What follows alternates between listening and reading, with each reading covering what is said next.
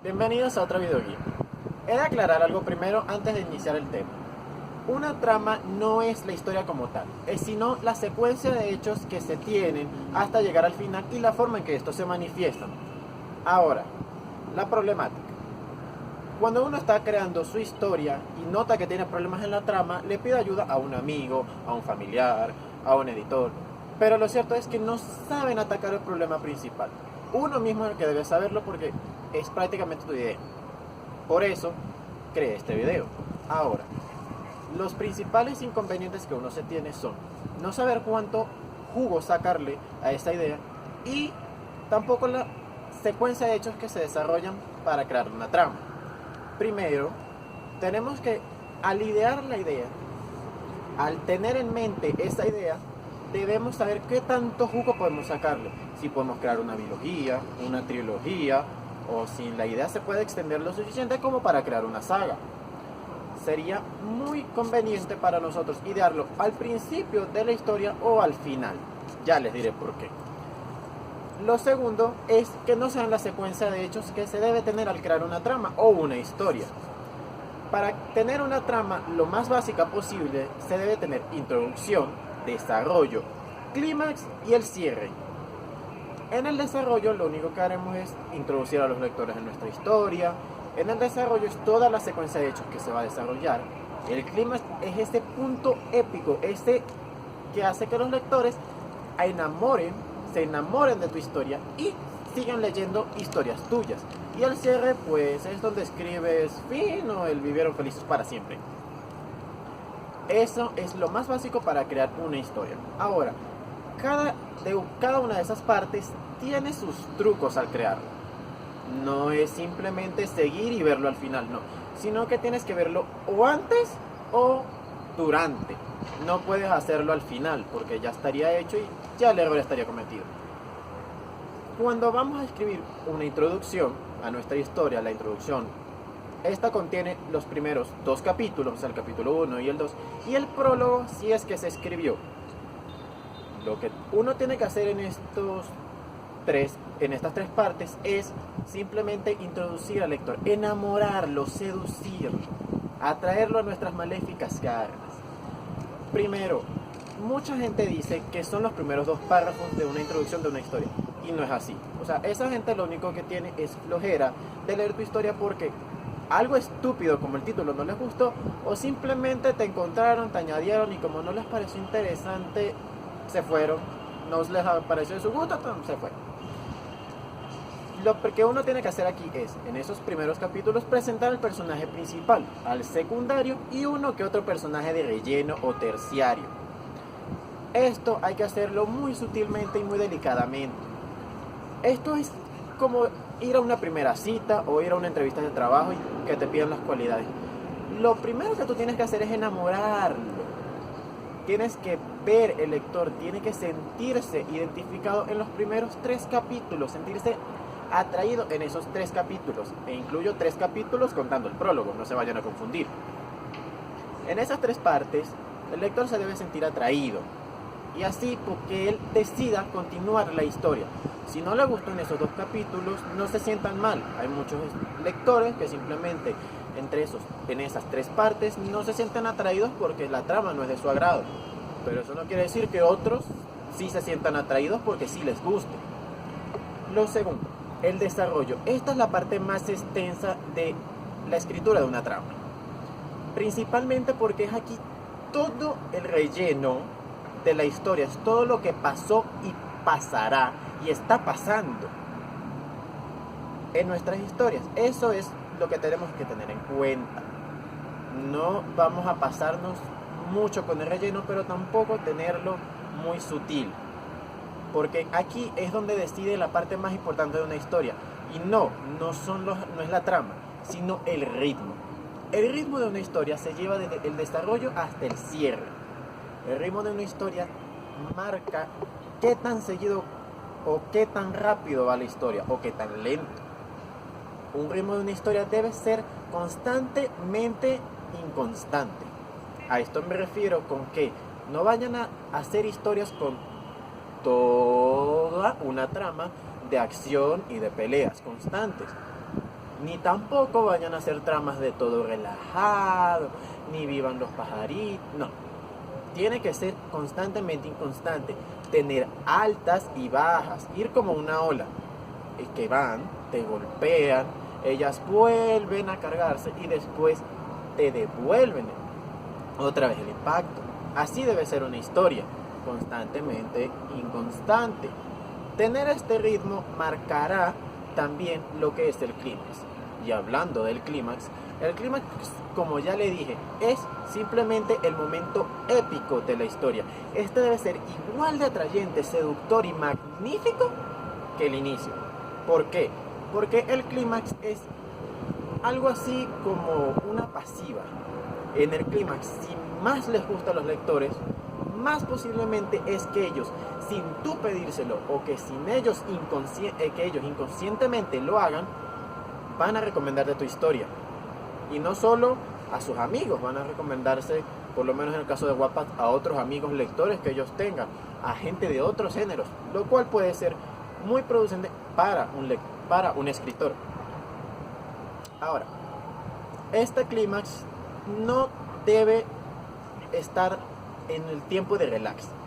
Cuando tú estás teniendo el desarrollo, debes hacer coincidir que este clímax esté con la parte alta, porque ese va a ser el pico más alto de toda tu inconsistencia. Por ende, si tienes que alargar la historia con un momento de relax, aún así no tenga mucho que ver, pero obviamente tú lo vas a hacer así, que tenga que ver con la historia, que esté bien, para que después entres a ese punto épico de tu historia. Debes hacerlo, porque no puedes forzar un clímax fuerte después de un evento fuerte, porque, o sea, ir así no es bueno para una historia. Ahora, el cierre no tiene nada que ver como el clímax, no tiene nada que ver con el tiempo, no tiene que tener uno predefinido. Si tú quieres, puedes simplemente hacer un final relajado, o si se fuerza el final fuerte, se fuerza un final fuerte con alguna batalla extra o con algo. Pero no se les olvide, para estas tramas tienen que tener este patrón. Casi todas las tramas lo tienen. Hay tramas que si buscan en internet se pueden encontrar con otros factores, pero lo más básico, lo más normal, lo predefinido es este formato: tener introducción, tener desarrollo, tener una trama y tener el cierre. Continuando con esto, mucha gente también tiene problemas, aunque sepa ya de tramas y de cómo acomodar todo, tiene muchos problemas al detectarlos. Y cada una de las partes puedes tener problemas. La primera parte, la introducción, normalmente el problema más común que tienen es iniciar normal, tener un copia y pega. ¿A qué me refiero con esto? Esto tiene que ver con todas las historias que yo he leído, tanto en Wattpad como descargadas legalmente en PDF, tener el mismo inicio. El protagonista X se levantó con una cara X, se desayunó algo X, fue a las clases algo X, y después de eso ocurre lo épico. Ocurre que encontró a su padre muerto, encontró un portal en su casa, un demonio lo saludó, su gato le habló, cualquier cosa. Pero esos inicios ya lo tienen todas las historias. Hay personajes de historias ya publicadas que inician igual. Muchas cosas ya inician con el mismo protagonista levantándose, quitándose su pijama. Entiendan que no todo inicio es bueno, pero tampoco todo es malo. Normalmente yo recomiendo que varíen sus inicios. Que si el prota tiene que estar corriendo de una vez, está corriendo de una vez.